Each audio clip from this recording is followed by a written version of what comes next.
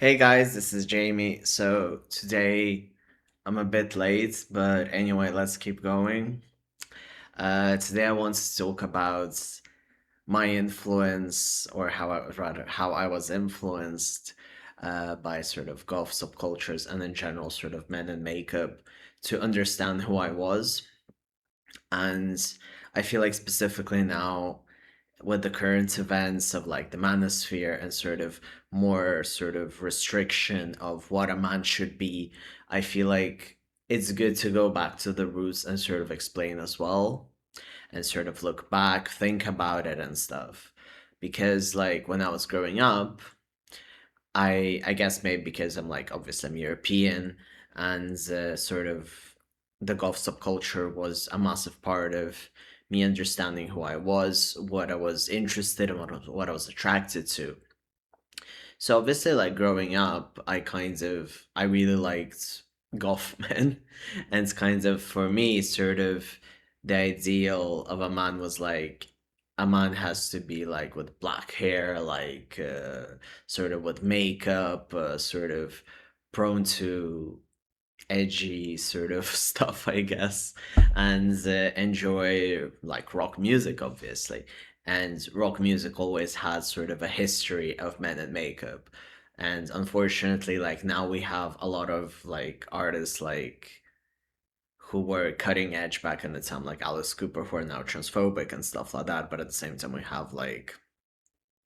we still have Marilyn Manson who still wears makeup, and I won't go into deep details into my opinions on Marlon Manson, but you still have like him wearing makeup, him speaking out about stuff and everything. And another one which I was thinking about was recently. I personally did not like Tokyo Hotel musically, but I did enjoy sort of Bill Cowlett's sort of big lion mane hair and the makeup he wore. And he recently came out. I think it was around like Oktoberfest with the fact that he was dating long term a boyfriend, and it was a big deal because he had spoken about his sexuality in the past, but he didn't really make a big announcement about it. And that sort of made me reflect on the fact that I remember sort of watching the bands sort of go big. I was really interested in the backstory behind them because I was like quite drawn to sort of Bill Cowler's sort of like hair, the makeup, and sort of how the way he presented. And that's kind of like what attracted me in general to sort of like emo golf subcultures other than the music. Like, well, emo, I wasn't interested in the music, but I was really into golf music at the time and I still am. And in general, I always found like sort of more classic golf acts like Robert Smith with The Cure, like his makeup, his hair. And to me, they played a big symbol and sort of it was a sort of a thing. I think back in the day, it was kind of obvious to think, yeah, like you don't want to look, like a normie, like a boring dude. You want to look cool in a way, sort of. You want to look like that dude who's a loner and who has absolutely amazing taste in music and who does all this makeup sort of into rebel against society and to rebel about himself and everything. And I feel like sometimes when, for instance, when it comes to trans dudes specifically, we can read people say stuff like, oh, remove your piercings, or like, oh, do this, do that, in order to sort of look like a manosphere, sometimes even esque like dudes, or like, you need like jaw implants and stuff like that. And in reality, there is so many ways to be a man. And this also kind of is a thing that I've been thinking about as well, because like I've been feeling quite in my head like with because like I have follow up coming and like I'm going around surgeons and asking stuff. So obviously there are a lot of discussions in my head like holy shit, like it's coming closer. I'll be able to like finally like have a dick and stuff, like a bigger dick. And I kind of can't help but sort of look back and reflect on how I went through all of this, how it felt growing up, how miserable it was, and obviously what it means to be a man and who did I look up to at the time. And sometimes, like, I still look at sort of like Russian celebs, like, like the pop ones, even, which have like no, a horrendous amount of makeup and which are, factually gay. But, some are in the closet, some are, not as in the closet, but still, because the Russian regime, they don't talk much. And kind of makeup and sort of this flamboyantness was such a thing that made sort of gay, this is what a gay man is, that it kind of was something that it stayed with me. And I have talked about it in the past as well, that I kind of embraced it as well to sort of show that I am the derogatory thing that you're saying.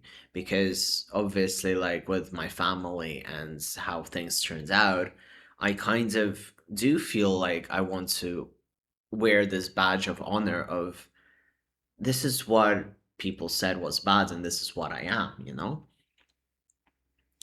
And I feel like watching all these dudes in makeup, or this golf dudes in makeup in like magazines, where there was Kerrang or some Russian magazine at the time, whether it was like him or the Rasmus or man, I don't know, like guitarist from Nightwish for all I care. Like, it all made me feel like this is what I think is cool. This is what I find interesting, and this is what is different from sort of like the normies. And this is what I enjoy. And it's funny because I remember I had a sort of like golf boyfriend at the time, like when I was like 14ish. And because I wore heels like with like birds on them, like, yeah, I know, like very straight of me. And he was like, they're not golf enough, and he dumped me, which is an interesting situation. And now he's like a raver. Well, raver as in like I checked him like, I don't know, like 15 years ago or something like that. And it's quite interesting that sort of we still had gatekeeping in the golf community, now I'm thinking. Because now these days there's like so many rules, like Depeche Mode is golf, and it's like, I'm sorry, like my sister was like the biggest Depeche Mode fan and I knew, who would hate golf people because of the satanic panic at the time. So yeah, it was quite interesting. It's interesting how subcultures change, how people sort of tend to change what they think is golf, what was golf, what is golf now. Because obviously, like Joy Division was never golf. I don't even remember a lot of golfs listening to Joy Division in the first place. But again, like, I'm European. I grew up like in Lithuania and stuff, so it was more like him, the Rasmus, Nightwish, um, some more metal stuff like Nin, Marlon Manson, and The Cure was more like classic golf, like Bauhaus, Echo and the Bunnymen. But it was still like there was like classic and more like contemporary, which was more metal. E. And yeah, and obviously, like Tokyo Hotel was not golf, but I just wanted to sort of throw that in because, like, that was like a very cool sort of rock look, in my opinion. Was a bit over the top, but I really enjoyed it.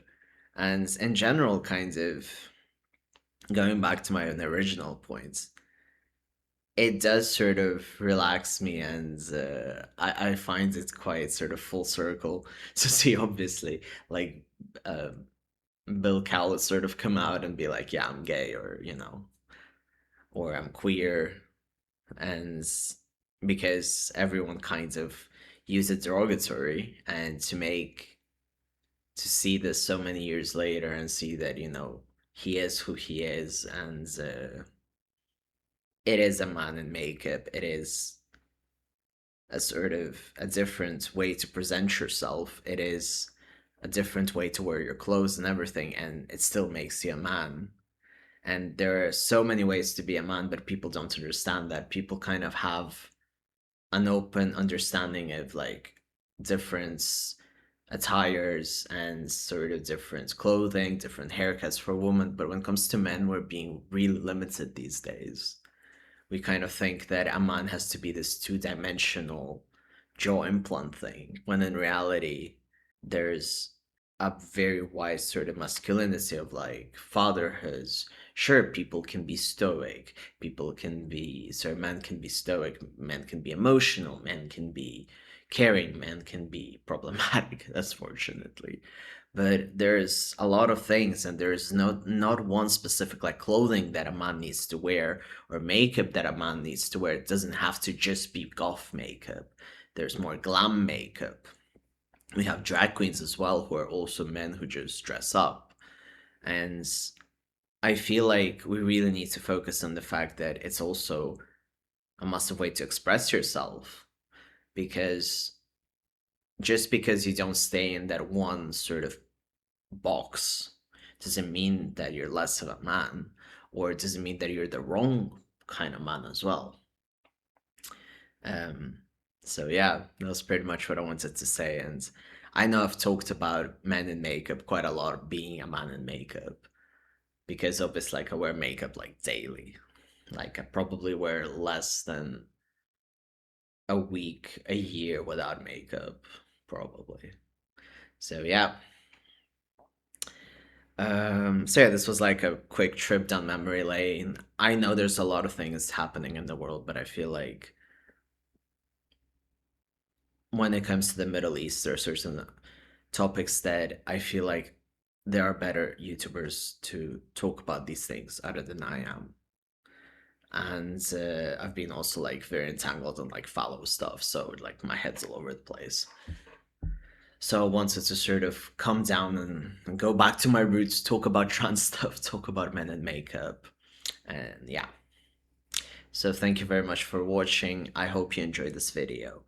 If you did, feel free to follow me, feel free to leave a like. If you have anything to say, feel free to write it in the comments.